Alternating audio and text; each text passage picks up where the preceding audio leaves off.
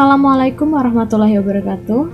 Pada kesempatan kali ini, kami akan mempresentasikan tentang materi teori Pignet dan teori Brunner. Sebelumnya, saya akan memperkenalkan anggota dari kelompok 7. Yang pertama, ada saya, Ayu Paramita, dengan NPM 1913021037. Yang kedua, Muhammad Abdul Hanif, dengan NPM 1913021039. Yang ketiga ada Maudi Putri Tritania dengan NPM 1953021001. Yang keempat ada Arpegi Budia Rizky Fortuna dengan NPM 1913021041. Teori Piaget. Teori Piaget dikemukakan oleh Jean Piaget. Jean Piaget sendiri adalah seorang tokoh psikologi Swiss yang hidup pada tahun 1896 sampai 1980. Teori kognitif yang besar pengaruhnya terhadap perkembangan pemikiran para pakar kognitif lainnya. Menurut Jean Piaget, perkembangan kognitif merupakan suatu proses genetik yang merupakan proses yang dirasakan oleh mekanisme biologis perkembangan sistem syaraf. Dengan makin bertambahnya umur seseorang, maka makin komplekslah susunan sel syarafnya dan makin meningkat pula kemampuannya. Jean Piaget menyebut bahwa struktur kognitif skemata yaitu kumpulan dari skema-skema. Seseorang individu dapat mengikat, memahami, dan memberikan respon terhadap stimulus disebabkan karena bekerjanya skemata itu. Skemata ini berkembang secara kronologis sebagai proses interaksi antara individu dengan lingkungannya. Piaget memakai istilah skema dengan istilah struktur. Skema adalah pola tingkah laku yang dapat diulang. Skema berhubungan dengan yang pertama yaitu refleks-refleks pembawaan, misalnya bernafas, makan, dan minum. Yang kedua adalah skema mental, misalkan skema of classification, skema of operation, yaitu pola tingkah laku yang masih sukar diamati dengan sikap pola tingkah laku yang dapat diamati. Jika skemata atau pola yang sudah dimiliki anak mampu menjelaskan hal yang dirasakan anak dari lingkungannya, kondisi ini dinamakan keadaan equilibrium. Namun ketika anak menghadapi situasi baru yang tidak bisa dijelaskan dengan pola-pola yang ada, anak mengalami sensasi disequilibrium, yaitu kondisi yang dengan skemata ini berlangsung terus-menerus melalui adaptasi dengan lingkungannya. Proses terjadinya adaptasi dari skemata yang telah terbentuk dengan stimulasi baru dilakukan dengan 3 tahapan, yaitu yang pertama asimilasi. Asimilasi adalah proses pengintegrasian secara langsung stimulasi atau informasi baru ke dalam skemata yang telah dibentuk. Dengan demikian, pada proses asimilasi tidak menghasilkan perubahan skemata, melainkan hanya menunjang pertumbuhan skemata secara kuantitas. Yang kedua yaitu akomodasi. Akomodasi adalah proses pengintegrasian stimulasi baru ke dalam skema yang telah terbentuk secara tidak langsung. Hal ini terjadi karena stimulasi baru tidak dapat diasimilasi, karena tidak ada skema yang sesuai dengan yang telah dimilikinya. Pada proses akomodasi, skema ada memodifikasi diri atau menciptakan skema baru sehingga sesuai dengan stimulasi baru itu. Berbeda dengan asimilasi yang menunjang pertumbuhan skemata secara kuantitas, akomodasi menghasilkan perubahan skemata secara kuantitas. Yang ketiga yaitu ekuilibrasi. Ekuilibrasi atau penyeimbangan adalah proses penyesuaian berkesinambungan antara asimilasi dan akomodasi. Agar seseorang dapat terus mengembangkan dan menambah pengetahuannya, maka diperlukan proses penyeimbangan. Tanpa proses ini, seseorang akan mengalami gangguan dan tidak teratur. Hal ini misalnya tampak pada caranya berbicara yang tidak teratur, berbelit-belit, terputus-putus, tidak logis, dan sebagainya. Dalam struktur kognitif, setiap individu mesti ada keseimbangan antara asimilasi dan akomodasi. Perkembangan kognitif pada dasarnya adalah perubahan dari keseimbangan yang telah dimilikinya dengan keseimbangan yang baru. Selanjutnya, Piaget mengemukakan tentang perkembangan kognitif yang dialami oleh setiap individu secara lebih rinci, dari mulai bayi hingga dewasa. Kesimpulannya adalah bahwa pola pikir anak tidak sama dengan pola pikir orang dewasa. Tahap perkembangannya, kognitif, atau taraf kemampuan berpikir seorang individu sesuai dengan usianya. Jadi, dalam memandang anak, keliru kalau beranggapan bahwa kemampuan anak sama dengan kemampuan orang dewasa, sebab anak bukanlah miniatur orang dewasa. Selain daripada itu, perkembangan kognitif seorang individu dipengaruhi pula oleh lingkungan dan transmisi sosialnya. Oleh karena itu, agar perkembangan kognitif seorang anak berjalan secara maksimal, sebaiknya diperkaya dengan banyak pengalaman edukatif. Berdasarkan hasil penelitian, Piaget mengemukakan bahwa ada 4 tahapan perkembangan kognitif dari setiap individu yang berkembang secara kronologis menurut usia kalender, yaitu yang pertama, tahap sensorik motorik, usia 0 sampai 2 tahun. Bagi anak yang berada pada tahap ini, pengalaman diperoleh melalui perbuatan fisik atau gerakan anggota tubuh dan sensori atau koordinasi alat indera. Pada mulanya, pengalaman itu bersatu dengan dirinya. Ini berarti bahwa suatu objek itu ada bila pada penglihatannya, anak belum dapat mengenal dan menemukan objek benda apapun yang tidak dilihat, tidak disentuh, atau tidak didengar. Benda-benda tersebut dianggap tidak ada meskipun sesungguhnya ada di tempat lain. Yang kedua, tahap praoperasional, usia 2-7 tahun. Tahap ini adalah tahap persiapan untuk pengorganisasian operasi konkret. Istilah operasi yang digunakan oleh Piaget ini adalah berupa tindakan-tindakan kognitif. Pada tahap ini, pemikiran anak lebih banyak berdasarkan pada pengalaman konkret daripada pemikiran logis, sehingga jika ia melihat objek-objek yang kelihatannya berbeda, maka ia mengatakannya berbeda pula. Yang ketiga, ada tahap operasional konkret. Tahap ini berlangsung pada umur 7-11 tahun, di mana anak-anak yang berada pada tahap ini umumnya sudah berada di sekolah dasar, sehingga guru-guru harus mengetahui apa yang telah dimiliki anak pada tahap ini. Kemampuan apa yang belum dimilikinya? Umumnya anak-anak pada tahap ini telah memahami operasi logis dengan bantuan benda-benda konkret. Kemampuan ini terwujud dalam memahami konsep kekekalan, kemampuan untuk mengklasifikasi dan serasi, mampu memandang suatu objek dari sudut pandang yang berbeda secara objektif, dan mampu berpikir reversibel. Yang keempat ada tahap operasional formal. Tahap ini berlangsung pada umur 11-15 tahun. Tahap operasi formal merupakan tahap akhir dari perkembangan kognitif secara kualitas.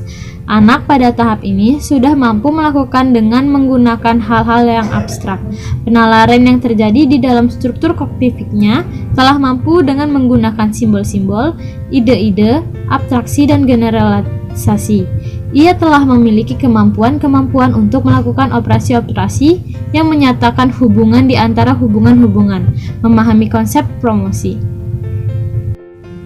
Selanjutnya, kita akan membahas tentang biografi Jerome S. Bruner. Jerome S. Bruner lahir di New York tahun 1915.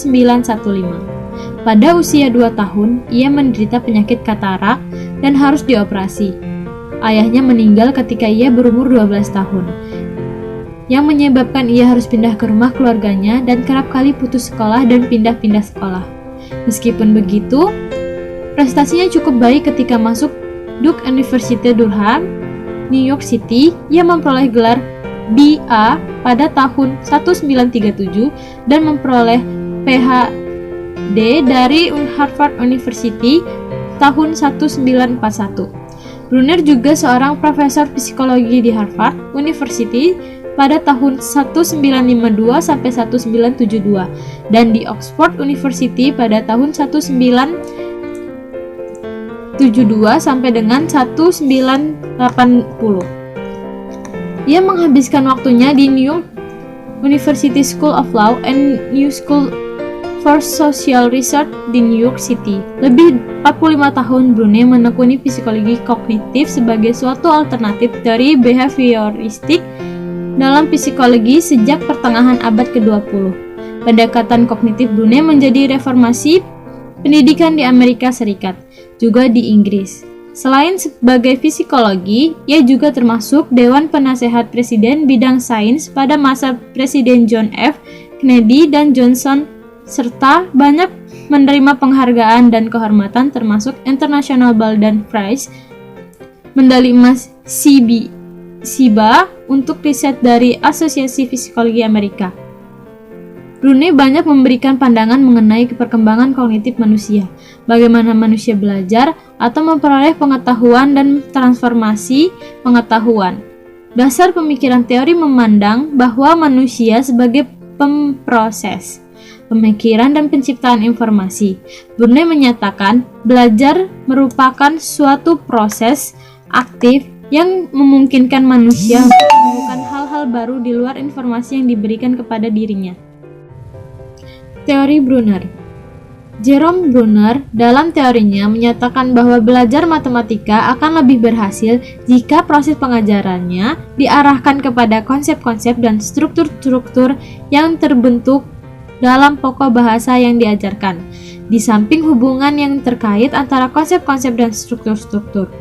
Dengan mengenai konsep dan struktur yang tercangkup dalam bahan yang sedang dibicarakan, anak akan memahami materi yang harus dikuasainya itu. Ini menunjukkan bahwa materi yang mempunyai suatu pola atau struktur tertentu akan lebih mudah dipahami dan diingat anak. Brunner melalui teorinya itu mengungkapkan bahwa dalam proses belajar anak-anak sebaiknya diberi kesempatan untuk memanipulasi benda-benda atau alat peraga. Melalui alat peraga yang ditelitinya itu, anak-anak akan melihat langsung bagaimana keteraturan dan pola struktur yang terdapat dalam benda yang sedang diperhatikannya itu. Keteraturan tersebut kemudian oleh anak dihubungkan dengan keteraturan intuitif yang telah melekat pada dirinya. Nampaklah bahwa Brunner sangat menyarankan keaktifan anak dalam proses belajar secara penuh. Lebih disukai lagi bila proses ini berlangsung di tempat yang khusus yang dilengkapi dengan objek-objek untuk dimanipulasi anak, misalkannya laboratorium. Lalu, menurut Brunner, dalam proses belajar siswa menempuh 3 tahap, yaitu yang pertama, tahap informasi atau tahap penerimaan materi. Dalam tahapan ini, seorang siswa yang sedang belajar memperoleh sejumlah keterangan mengenai materi yang sedang dipelajari. Lalu tahap yang kedua yaitu tahap transformasi atau tahap pengubahan materi. Dalam tahap ini, informasi yang telah diperoleh anak itu dianalisis, diubah atau ditransformasikan untuk menjadi abstrak atau konseptual. Tahap yang ketiga adalah tahap evaluasi. Dalam tahap evaluasi, seorang siswa menilai sendiri sampai sejauh mana informasi yang telah ditransformasikan tapi dapat dimanfaatkan untuk memahami gejala atau masalah yang sedang dihadapi. Agar proses mempelajari sesuatu pengetahuan atau kemampuan berlangsung secara optimal, dalam arti pengetahuan atau kemampuan dapat diinternalisasi dalam struktur kognitif orang yang bersangkutan, kemampuan tersebut dibagi dalam 3 tahap, yaitu A. Tahap enaktif. Tahap enaktif yaitu suatu tahap pembelajaran sesuatu pengetahuan di mana pengetahuan itu dipelajari secara aktif dengan menggunakan benda-benda konkret atau menggunakan situasi yang nyata. B. Tahap ikonik. Tahap ikonik yaitu suatu tahap pembelajaran sesuatu pengetahuan di mana pengetahuan itu direpresentasikan atau diwujudkan dalam bentuk bayangan visual, gambar, atau diagram yang menggambarkan kegiatan konkret. Yang C. Tahap simbolik. Tahap simbolik yaitu suatu tahap pembelajaran di mana pengetahuan itu direpresentasikan dalam bentuk simbol-simbol abstrak, yaitu simbol-simbol yang dipakai berdasarkan kesepakatan orang-orang dalam bidang yang bersangkutan. Yang selanjutnya yaitu alat-alat belajar. Jerome Bruner membagi alat instruksional dalam 4 macam menurut fungsinya, yaitu yang pertama, alat untuk menyampaikan pengalaman vicarious, yaitu menyajikan bahan-bahan kepada murid-murid yang sedianya tidak dapat mereka peroleh dengan pengalaman langsung yang lazim di sekolah. Ini dapat dilakukan melalui film, TV, rekaman suara, dan lain-lain. Yang kedua yaitu alat model dapat memberikan pengertian tentang struktur atau prinsip suatu gejala. Misalnya, model molekul atau alat pernafasan, tetapi juga eksperimen atau demonstrasi, juga program yang memberikan langkah-langkah untuk memahami suatu prinsip atau struktur pokok. Yang ketiga yaitu alat dramatisasi, yakni yang mendramatisasikan sejarah suatu peristiwa atau tokoh, film tentang alam yang memperlihatkan perjuangan untuk hidup, untuk memberikan pengertian tentang suatu ide atau gejala. Yang keempat yaitu alat automatisasi, seperti pelajaran berprograma yang menyajikan suatu masalah dalam urutan yang teratur dan memberikan balikan atau feedback tentang respons murid. Aplikasi teori Bruner dalam pembelajaran matematika. Penerapan teori belajar Bruner dalam pembelajaran dapat dilakukan dengan yang pertama, sajikan contoh dan bukan contoh dari konsep-konsep yang akan diajarkan. Misalnya, untuk contoh, mau mengajarkan bentuk bangun datar segi 4, sedangkan bukan contoh adalah berikan bangun datar segi 3, segi 5, atau lingkaran. Yang kedua yaitu bantu si belajar untuk melihat adanya hubungan antara konsep-konsep. Misalnya, berikan pertanyaan kepada si belajar seperti berikut ini. Apakah nama bentuk ubin yang sering digunakan untuk menutupi lantai rumah? Berapa sentimeter ukuran ubin-ubin yang dapat digunakan? Yang ketiga yaitu berikan satu pertanyaan dan biarkan siswa untuk mencari jawabannya sendiri. Misalnya, jelaskan ciri-ciri atau sifat-sifat dari bangun ubin tersebut. Yang keempat yaitu ajak dan beri semangat si belajar untuk memberikan pendapat berdasarkan intuisinya. Jangan dikomentari dahulu atas jawaban siswa. Kemudian gunakan pertanyaan yang dapat memandu si belajar untuk berpikir dan mencari jawaban yang sebenarnya. Demikianlah presentasi dari kelompok kami, kurang lebihnya kami mohon maaf. Kami akhiri, wassalamualaikum warahmatullahi wabarakatuh.